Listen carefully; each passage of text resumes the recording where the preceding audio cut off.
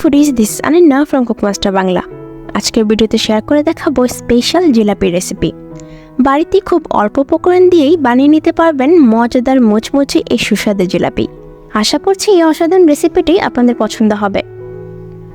আর কথা না বাড়িয়ে শুরু করছি আজকের রেসিপি। জিলাপির জন্য একটি পাত্রে নিয়ে নিয়েছি 1 কাপ ময়দা, সাথে অ্যাড করছি 4 চা চামচ ফেটানো টক দই।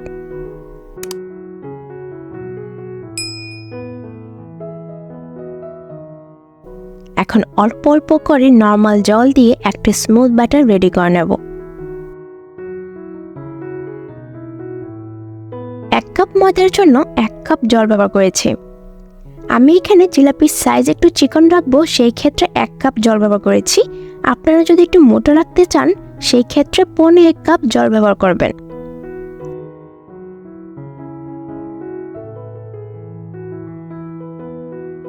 রেডি হয়ে গেছে আমাদের জিলাপির জন্য স্মুথ একটা ব্যাটার। র্যাপিং পেপার দিয়ে ঢেকে দিচ্ছি 30 মিনিটের জন্য।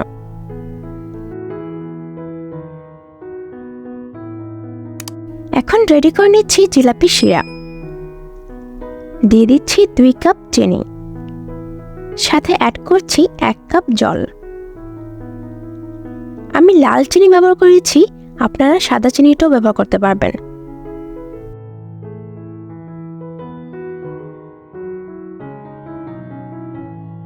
অ্যাড করছি 3টে এলাচি।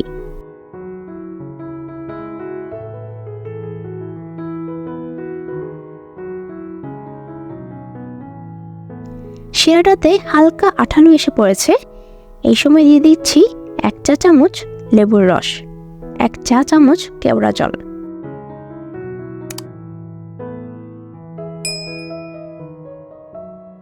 অল্প একটু ফুড কালার। ফুড কালারটা কিন্তু অপশনাল। জিলাপি শিরা পারফেক্ট একটা ঘনত্ব চলে এসেছে, এর থেকে বেশি আর ঘন করব না। জিলাপি শিরা একদম রেডি। এই পর্যায়ে র্যাপিং পেপারটা খুলে নিচ্ছি। 1 চা চামচ বেকিং পাউডার দিয়ে ভালো করে বিট করে নিতে হবে।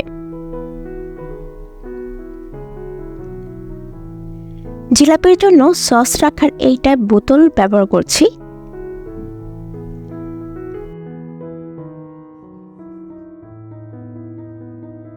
এখন জিলাপির জন্য তেল ভালো করে গরম করে নিতে হবে।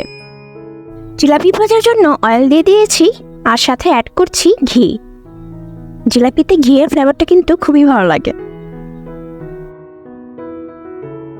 চুলার আঁচ বারবার কমানো বাড়ানো যাবে না, মিডিয়ামে রেখে জিলাপি ভাজবো।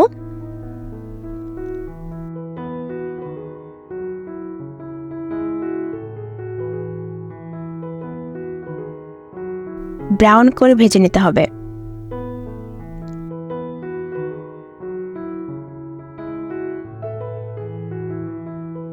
সরাসরি শিরা দিয়ে দিচ্ছি, আর অবশ্যই শিরাটা একটু গরম থাকতে হবে।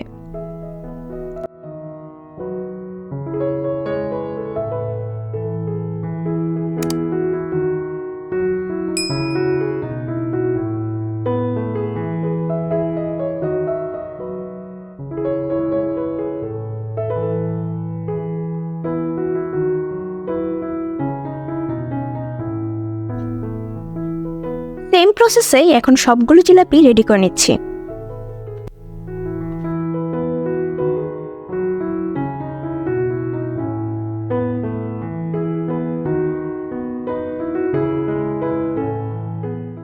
মুচমুচে মজাদার জিলাপি একদম রেডি। এই ছিল আমাদের আজকের স্পেশাল জিলাপি রেসিপি। বাড়িতে ট্রাই করবেন, আর কেমন হয়েছে অবশ্যই আমাকে কমেন্ট করে জানাবেন। যদি ভিডিওটি ভালো লেগে থাকে প্লিজ একটা লাইক দিয়ে দিবেন, আর নতুন নতুন রেসিপি পেতে চ্যানেলটিকে সাবস্ক্রাইব করে রাখবেন। সবাই সুস্থ থাকবেন। আমি আনিন্না, দেখা হবে নেক্সট ভিডিওতে নতুন কোনো রেসিপি নিয়ে।